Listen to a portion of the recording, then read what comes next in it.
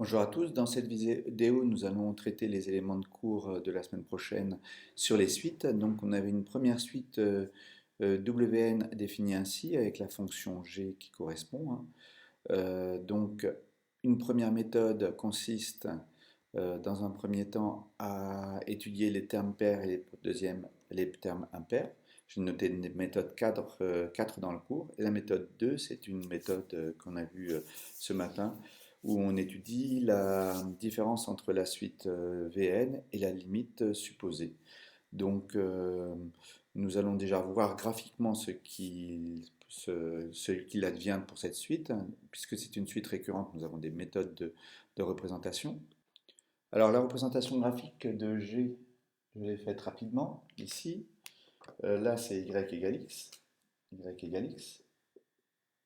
Et nous avons V0 qui vaut 0. Donc une représentation rapide nous permet de voir qu'effectivement on a la situation où comme la fonction g est décroissante, la suite n'est pas monotone. On a V1 ici, V2 ici, V3 ici, etc. Mais une constatation, on constate que les termes impairs semblent décroissants, enfin la suite des termes impairs semble décroissante et la suite des termes pairs semble croissante.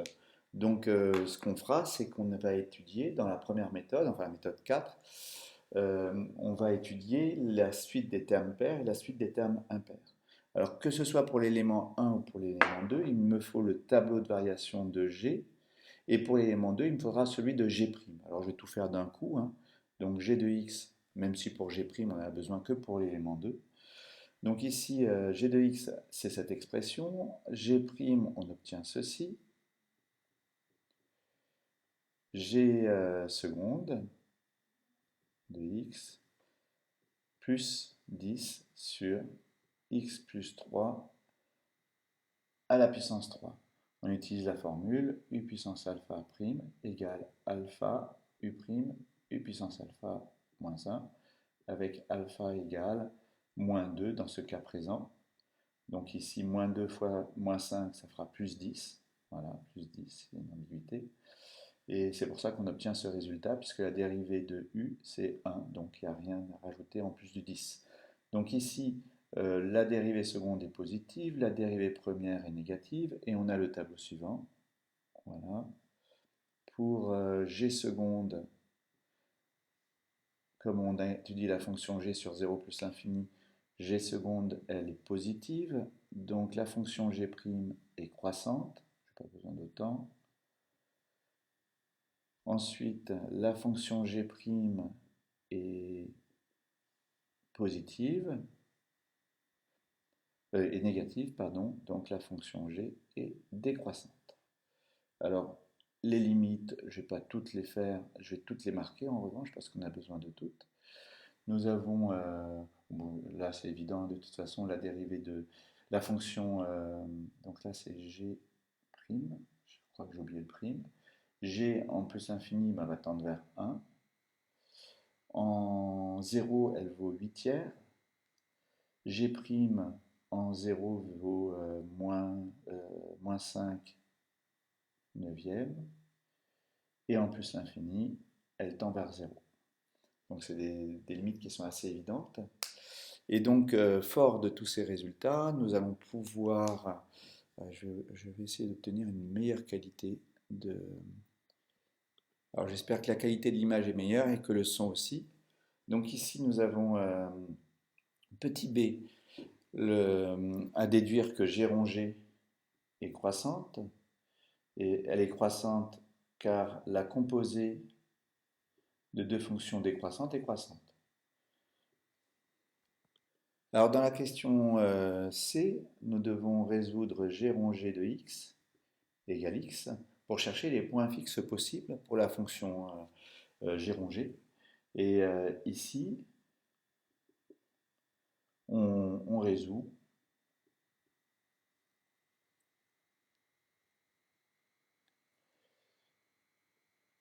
On résout l'équation, donc ici on remplace x par 1 plus 5 sur x plus 3, parce que je fais g rongé, j'applique 2 fois g, plus 3 égale x, et on résout cette équation. Donc on met sous le même dénominateur dans un premier temps. Donc je mets au dénominateur, c'est x plus 3. Ici 4, donc ça fait 5 plus 4 fois x plus 3 égale x. Si et seulement si, ici, je vais encore mettre sous le même dénominateur. Le dénominateur ici, 4, 4x plus 12 plus 5, 17. Donc ici 4x plus 17 plus 5x plus 15 égale x. Ici j'obtiens 9x plus 32 égale, et je multiplie par ceci, 4x carré plus 17x. Et ensuite je mets tout à droite, 4x carré, 17 moins 9 ça fait plus 8, x moins 32 égale à 0. Et là, on a, soit vous faites le delta, soit vous avez une factorisation. 32, 8 à 0. Et là, on obtient hop, x moins 2, facteur de x plus 4. Voilà, égal à 0. Alors le moins 2, on le trouve tout de suite graphiquement, hein, puisque pour 2, on a g de x qui vaut, g de 2 qui vaut 2. J'aurais pu le rajouter ici d'ailleurs. Tac, 2. Donc graphiquement on le lit, donc on devinait déjà une première racine, donc c'était facile de tenir la deuxième. Sinon vous faites delta, etc. Donc ici on a g de x égale x, si et seulement si x égale 2 ou x égale moins 4. Les deux seules limites possibles pour les suites extraites paires et impaires seront 2 et moins 4. Donc ici, petit d, on note an égale v de 2n. Donc an plus 1 égale v de 2 fois n plus 1. Donc 2, si je développe, ça fait v de 2n plus 2. C'est-à-dire g de v de 2n plus 1. C'est-à-dire g de g, donc g rongé, de v de 2n. Donc en fait, on obtient an plus 1 qui est égal à g rongé de an. Voilà. Donc on constate que ces éléments de la suite AN semblent croissants, enfin la suite AN semble croissant et majoré par 2. Donc on peut montrer, a priori, la propriété suivante, et on peut le faire par récurrence. On l'a fait plein de fois, puisque ici la fonction g, maintenant, g rongé, pardon, est une fonction croissante. Et donc, puisqu'elle est croissante, on peut appliquer la méthode qu'on a appliquée jusqu'à présent. Alors l'initialisation, c'est évident, vous avez A2 qui est égal à G de A0. Voilà, donc G rongé de A0, ce qui nous fait G de 8 tiers qui est égal 32 17e. Donc on obtient effectivement 32 17e, c'est plus petit que 2. Et ici, le premier terme, c'est A0, c'est V0, c'est-à-dire 0. Donc on a bien cette inégalité. Donc V0, vrai. Ensuite, pour l'hérédité, donc toujours la même chose. On se suppose Pn vrai pour n appartenant à grand N. Comme ici, on va devoir appliquer la fonction g et qu'on ne l'a étudié que sur 0 plus l'infini, on va être obligé ici d'étudier sur 0 plus infini. Donc dans l'hypothèse de récurrence, je vais rajouter ceci. Et donc on obtiendra, en appliquant g, parce que g croissante sur R+, g rongé, pardon, croissante sur R+, j'en obtiens g rongé de 0 inférieur ou égal à g rongé de an inférieur ou égal à g rongé de an plus 1 inférieur ou égal à g rongé de 2. Alors, me vient aussi à l'esprit que j'avais oublié ici de préciser, puisque G de R plus est égal à 1 8 tiers, qui est inclus dans R plus, G rond G est défini sur R plus. Heureusement, parce que sinon on aurait été embêté. Et donc ici, on n'a plus qu'à appliquer G de 0, G rond G de 0, 32 sur 17. G rond G de AN, c'est AN plus 1. G rond G de AN plus 1, c'est AN plus 2. Et G rond G de 2, c'est 2. Donc, on a bien montré que Pn plus 1 ferait. Voilà donc ce que l'on a montré par récurrence. Donc ensuite, la méthode pour arriver à la conclusion que la suite Vn est convergente, c'est toujours la même. Nous avons à utiliser le théorème de la limite monotone. Donc ici, AN est croissante, majorée par 2. Donc écrivez croissante hein, dans toutes lettres, hein. Ça c'est pas une convention. Croissante majorée par 2. Théorème de la limite hein, monotone. Vous avez donc AN converge. Une fois que vous avez montré que AN converge, on note AN tend vers L. Donc AN plus 1, qui est une suite extraite de AN, tend vers L. Toutes les suites extraites de la suite AN tendent vers la même limite que AN. Ici, AN plus 1, c'est égal à G rond G de AN. Donc ça tend vers G rond G de L. Voilà, G rond G de L. Car G rond G continue. Enfin, unicité de la limite, unicité de la limite, n'oubliez aucun des arguments, unicité de la limite, on a G rond G de L qui est égal à L. Donc L égale soit 2 ou L égale moins 4, les deux seules solutions de cette équation. Comme d'après la question D, d'après petit d, on a L supérieur ou égal à 0, hein, puisque on a n qui est positif. Donc, L égale 2. Donc, on a montré qu'elle convergeait à n et qu'elle convergeait vers 2. De même, on a, quel que soit n appartenant à grand N, on a Bn plus 1 inférieur à Bn et supérieur à 2. De la même façon,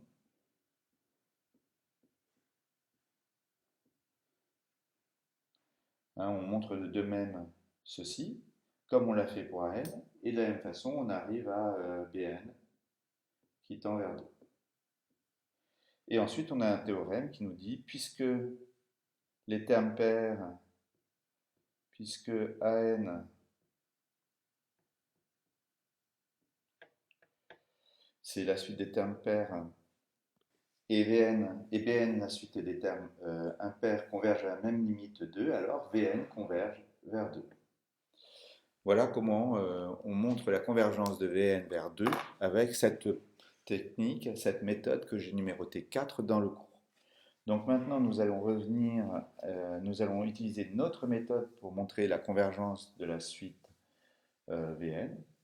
L'autre méthode consiste à étudier la différence entre la limite supposée de 2 et, je vais effacer mon tableau de variation, la limite supposée de Vn qui est 2 et Vn. Donc étudier la distance entre Vn et 2, c'est-à-dire valeur absolue de Vn moins 2.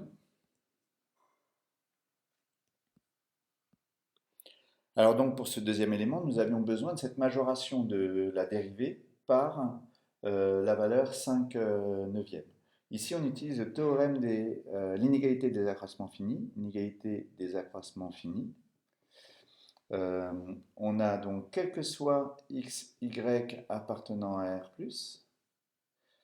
on a g de y moins g de x en valeur absolue, inférieur ou égal à 5 neuvièmes de y moins x. Ça, c'est l'inégalité des accroissements finis. À partir du moment où on a ceci, on a cela. Donc, on a répondu ici à la question petit b. Voilà, le petit a, je l'ai fait dans le petit a de l'élément 1, donc vous pouvez y revenir au début de la vidéo. Alors ensuite, petit c, on veut montrer par récurrence que Vn appartient à 0,8. Alors il me fallait le tableau de variation ici de G. Voilà. Et le tableau de variation de G, c'est ceci. Voilà. Donc ici, l'initialisation, évidente, puisque U0, V0 égale à 0, appartient à 0,8, P0 vrai. Ensuite, l'hérédité.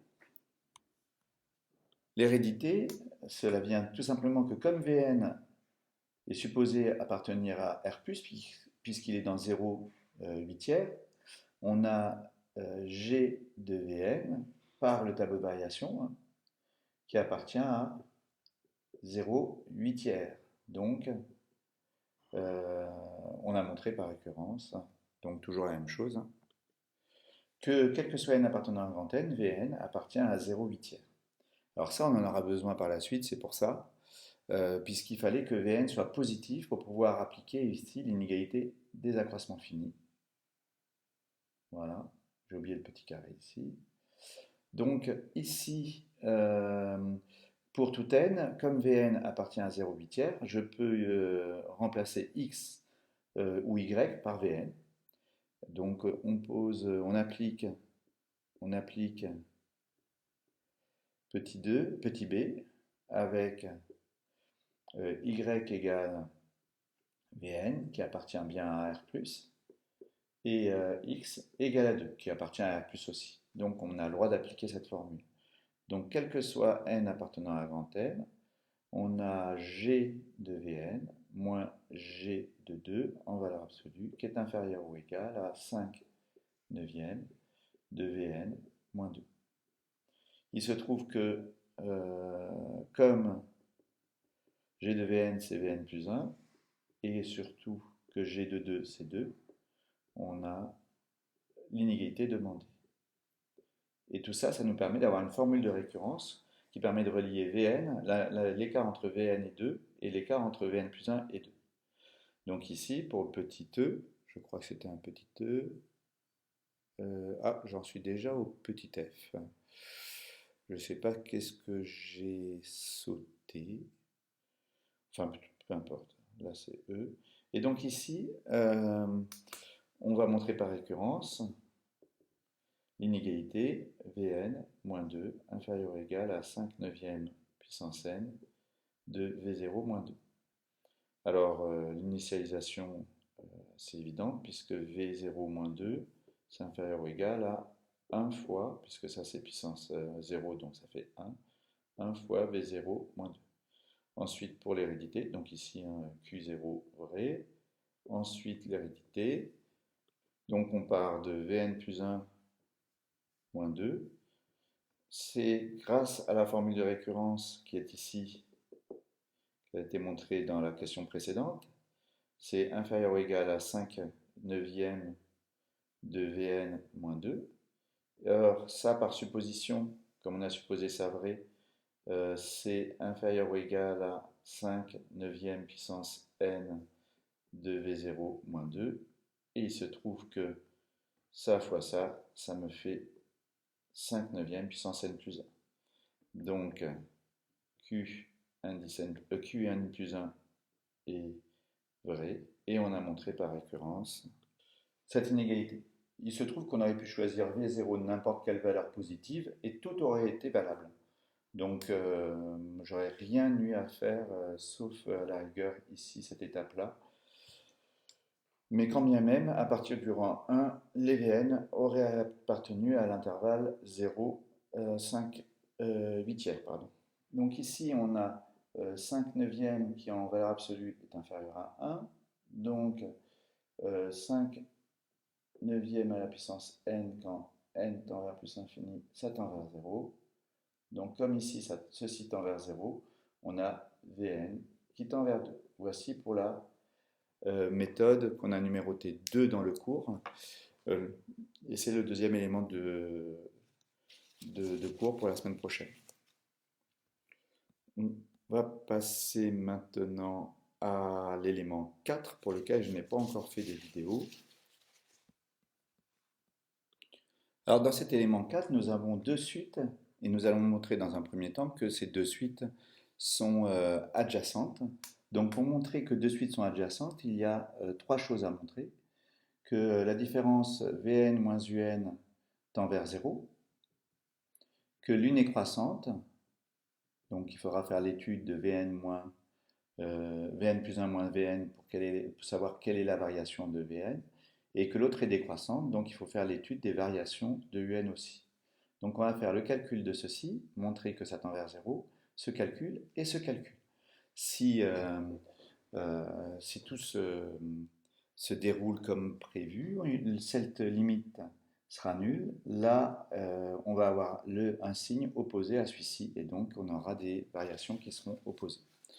Donc, dans un premier temps, occupons-nous de Vn moins Un. Donc, Vn, c'est somme des 1 sur k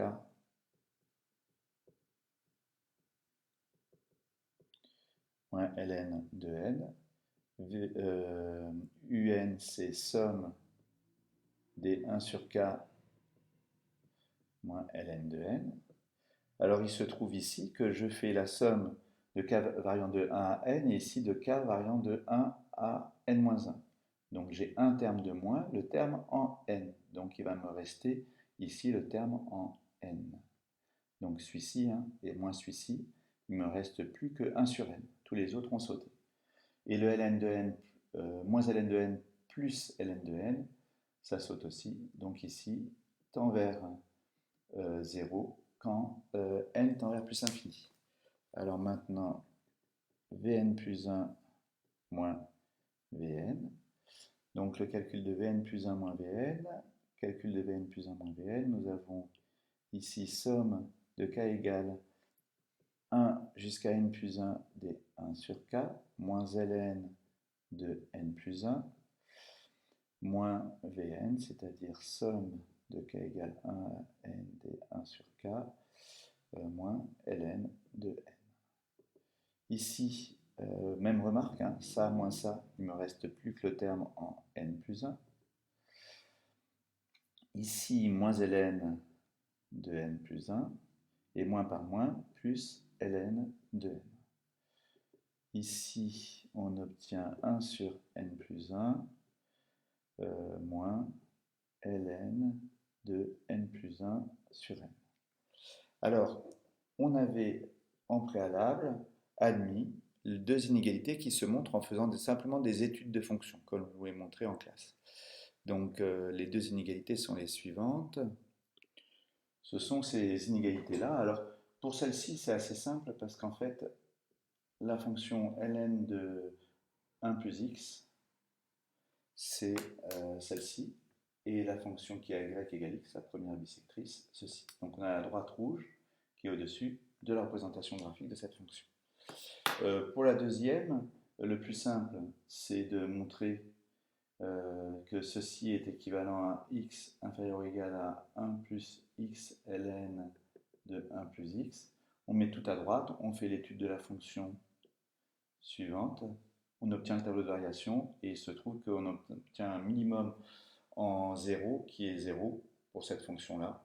Et donc on a toujours cette inégalité, d'où l'inégalité qui est là. Alors vous pouvez le faire pour vous entraîner, ça peut toujours être profitable. Et il se trouve que là, il faut utiliser ceci. Là, c'est pas facile à voir. déjà on reconnaît ici ln de 1 plus 1 sur n. Voilà. Et donc là, je factorise par 1 sur n, donc au dénominateur, je factorise par n, donc au dominateur, quand je factorise par n, il me reste 1 plus 1 sur n, fois n. Mais fois n, c'est comme si j'avais 1 sur n sur... Voilà. Et donc là, je reconnais l'expression qui est ça moins ceci. Donc ça, c'est négatif grâce à cette expression. Donc Vn plus 1 moins Vn, négatif, donc Vn décroissante. Donc normalement, pour qu'elle soit adjacente, il faut que Un plus 1 moins Un soit positif pour que Un soit croissante. Alors on fait le calcul, on obtient somme de k égale 1 jusqu'à n, puisqu'ici, si je remplace n par n plus 1, j'obtiens n, des 1 sur k, moins ln de n plus 1, moins l'expression de un, c'est somme de k égale 1 jusqu'à n moins 1, des 1 sur k moins ln de n. Donc là, j'ai la somme jusqu'à n, moins la somme jusqu'à n moins 1, donc ça va me faire 1 sur n, moins ln de n plus 1 plus ln de n, donc ça fait ln de n plus 1 sur n. Et là, même chose, regardez ici, on reconnaît 1 sur n moins ln de 1 plus 1 sur n. Donc d'après l'inégalité qu'elle a, ceci est positif. On a ça moins ça pour x égale 1 sur n. Là, c'est pour x égale 1 sur n encore. On obtient que ceci est positif. Donc, un est croissante. On a montré que un, ln, Vn moins un tend vers 0, que un est croissante et que Vn est décroissante. Donc, les deux suites sont adjacentes. Une fois qu'on a montré que les deux suites sont adjacentes, on a le théorème sur les suites adjacentes qui nous permet de dire que les limites, que les suites convergent et elles convergent vers la même limite. Convergent et elles convergent